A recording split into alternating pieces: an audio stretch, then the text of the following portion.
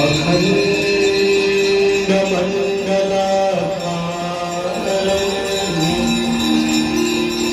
व्याप्तं येन चराचरम् तत्पदं दर्शितं येन तस्मै श्रीगुरवे नमः।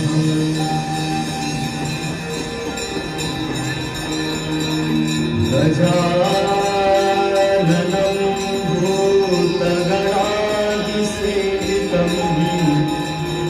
कपिध्वजं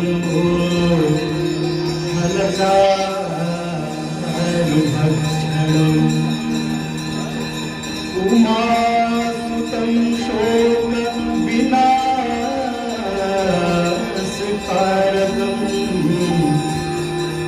नमामि विघ्नेश्वरपादपङ्कजम्।